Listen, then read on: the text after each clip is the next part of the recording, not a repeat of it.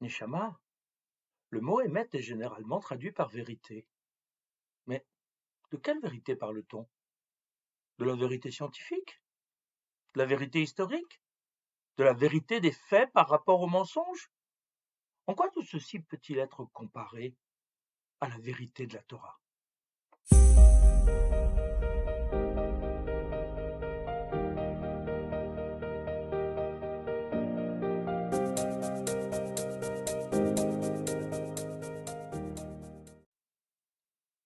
En effet, Ego, il nous faut d'abord commencer par mettre un peu d'ordre dans les concepts, car les vérités que tu évoques ne sont pas similaires.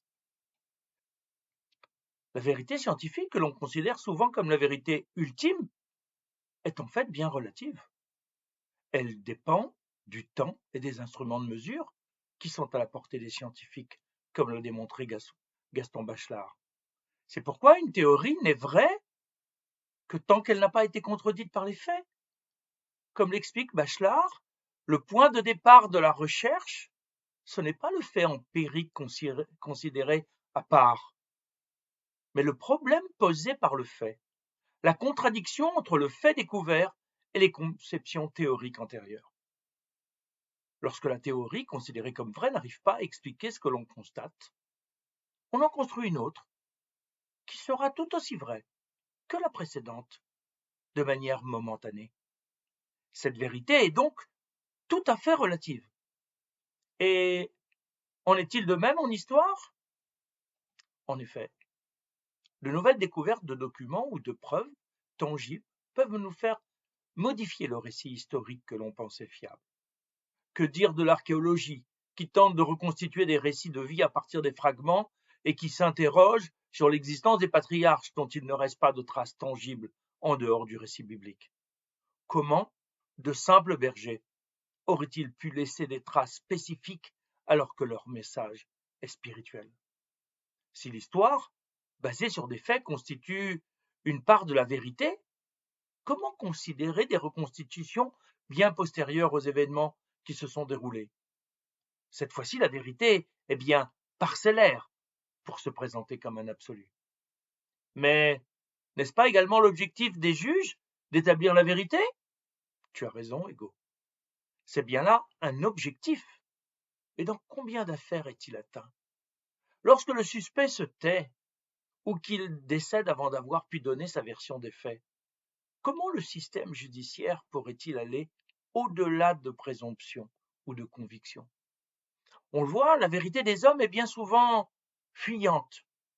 Cela dit, cela ne veut pas dire qu'il faille s'en détourner ou s'en dispenser, bien au contraire, mais plutôt qu'il faut, dans la plupart des cas, ne pas faire d'improbable une certitude. Mais Neshama, faut-il toujours dire la vérité?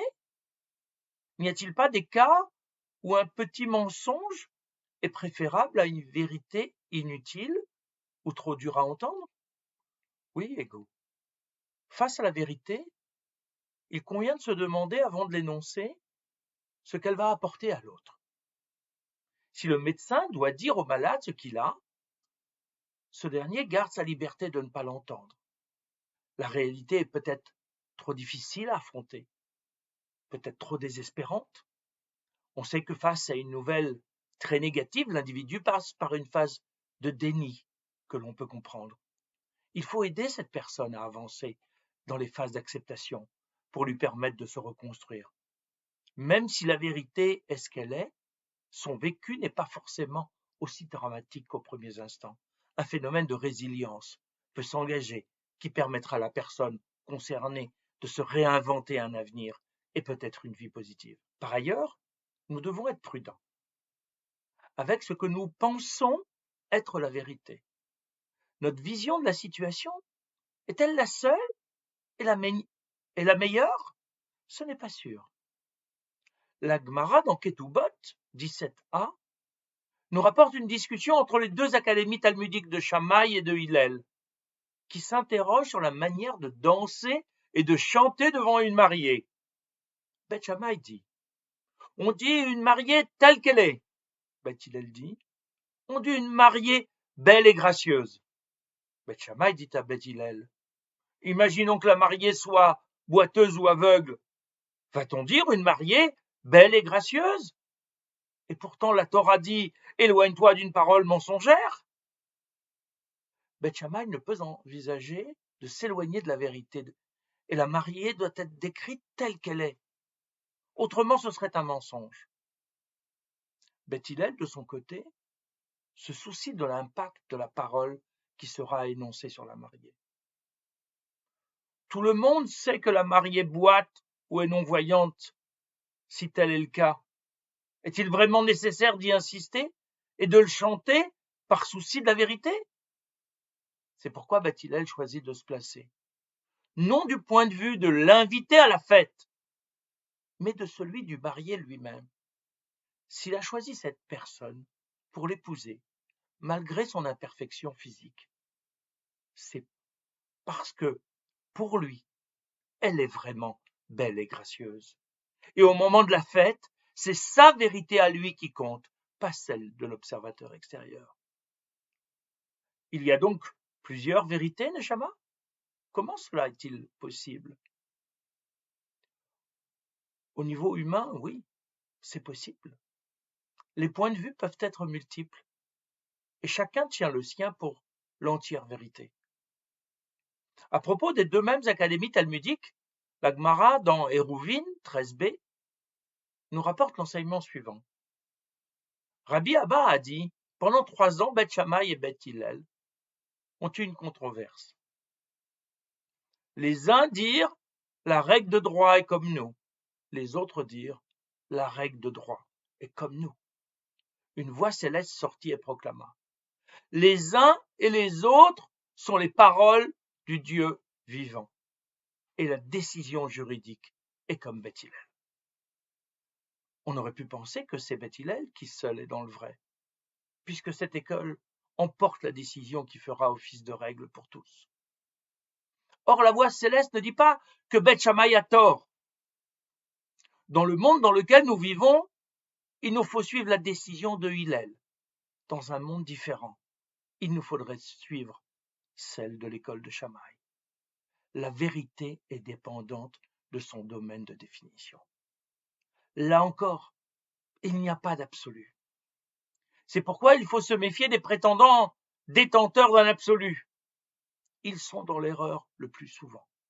Ils ne voient que leur analyse et leur point de vue, et c'est normal qu'ils soient en accord avec eux-mêmes. Mais de là à l'imposer aux autres, si maintenant tous les décisionnaires sont d'accord, ou même qu'une majorité d'entre eux le sont, alors c'est la règle qu'il nous faudra suivre. Cela ne veut pas dire qu'il s'agit de la vérité absolue, mais nous avons un devoir de nous ranger du côté de la majorité des décisionnaires. Attention, il ne s'agit pas ici de ce qu'on appelle la vox populi, la voix du peuple, de la foule ou de la masse, mais bien de celle des érudits en loi juive. Mais alors, Neshama, la vérité absolue existe-t-elle? Que veut-on dire lorsqu'on parle de la vérité de la Torah? La vérité absolue, comme l'explique le Maharal de Prague dans Netivot Olam, est vraie d'un bout à l'autre, comme le figure l'écriture hébraïque du mot Emet, qui commence par un Aleph, la première lettre de l'alphabet, et se termine par un Tav, la dernière. Si vous lui retirez ne serait-ce qu'un petit élément comme le Aleph, qui en valeur numérique vaut 1, il reste Met, c'est-à-dire un mort. Si le Emet n'est pas intégral, il n'est plus lui-même. Comme on l'a vu, celui-ci n'est pas toujours adapté au monde de l'homme, même s'il doit y tendre en permanence. Y arrive-t-il? Le Midrash, Bereshit Rabbah, chapitre 8, enseignement 5, revient sur cette question. Rabbi Shimon enseigne, lorsque Dieu décida de créer l'homme, les anges de service se groupèrent en diverses fractions. Certains préféraient qu'il soit créé, d'autres non. La bienfaisance dit qu'il soit créé car il sera le bien. La vérité dit qu'il ne soit pas créé car il sera sujet au mensonge. Que fit Dieu?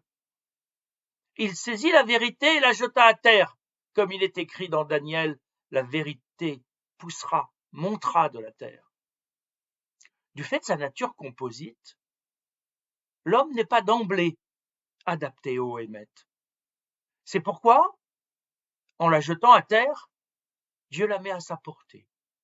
Il lui appartient de retrouver dans son univers des étincelles de vérité pour les assembler. Neshama, est-ce pour cela qu'on nous enseigne que la Torah est Hémet? La Torah constitue le mode d'emploi destiné au peuple juif afin de lui permettre de remplir la mission qui lui a été confiée par Dieu. Dans ce sens-là, elle représente la vérité qu'il appartient à Israël de faire pousser à partir du monde matériel qui est le nôtre. Il ne s'agit pas de considérer que nous détenons la vérité et que les autres nations sont dans le mensonge. La Torah en tant que telle ne leur a pas été donnée. Ils doivent respecter les 7 lois des descendants de Noach pour devenir des tzadikim, des justes parmi les nations. D'une certaine façon, cette loi des descendants de Noach est leur Hémet à eux. Si nous pouvons considérer les incroyants comme étant dans l'erreur, c'est parce que nous considérons qu'ils n'ont pas encore découvert le chemin intellectuel et spirituel qui les mènera au Créateur. Le monde du sheker, du mensonge, est celui qui s'enfonce dans la matérialité et qui la considère comme une valeur première. C'est celui que nous préférons appeler le monde de l'erreur, loin de la spiritualité car elle est temporelle. Ainsi que nous l'avons vu pour la vérité scientifique, elle est sujette au changement. Mais est-ce que la Torah elle-même est évolutive? En effet, il ne faudrait pas croire que la Torah, parce qu'elle est émette, n'est pas soumise au changement. Cependant, son évolution n'est pas identique à celle de la science. Cette dernière progresse, comme on l'a vu avec Gaston Bachelard, par rupture. De nouvelles connaissances viennent en invalider certaines ou réduire leur domaine d'application. Pour la Torah, les nouvelles générations viennent ajouter de nouvelles lectures à celles qui les ont précédées. Elles ne viennent pas les contredire, mais les enrichir. Lorsque la tradition juive considère qu'il y a 70 facettes à la Torah, Shivim Panim la Torah, cela vient nous enseigner que ces 70 explications possibles sont déjà en puissance dans le texte, mais chacune d'elles attend son heure pour être dévoilée. C'est nous qui procédons lentement pour faire jaillir ces lectures multiples. Le texte lui est fixé depuis Moshe Rabbeinu. Il ne peut être question de le changer dans la mesure où c'est un texte qui nous est adressé par Dieu pour construire à chaque génération les outils pour s'élever vers le Créateur. Dans ce sens, il constitue notre chemin de vérité. La Torah est à prendre dans son intégralité, même si on n'en comprend pas toutes les finesses, si on n'en comprend pas tous les enseignements, celui de la première lettre à la dernière. La Torah doit être comprise, non seulement dans sa forme écrite, mais également dans la tradition orale qu'on retrouve dans le Talmud. Tout ceci est notre chemin vers l'Aleph, symbole de Dieu, sans lequel le reste n'est que matière inerte, met, le mort, sans spiritualité. Dans ce sens, Dieu lui-même est Hémet. Il est source de tout, du monde tel qu'il est, mais aussi de la possibilité de le parfaire en suivant le mode d'emploi qu'il nous a fourni, à nous juifs. Mais il a fourni un autre mode d'emploi, adapté pour les nations du monde, afin d'arriver tous ensemble à l'époque messianique, présentée par le Créateur comme étant l'objectif à atteindre. Pour en savoir plus, on pourra étudier le texte du Maharal de Prague, Netiv HaEmet, dans le Netiv Olam en hébreu, et également s'enrichir de la réflexion du Rav Eliyahu Dessler dans un texte intitulé La perception du vrai, dans Mirtav Me'Eliyahu, en français, tome 1, Institut Rashi Jérusalem 1986.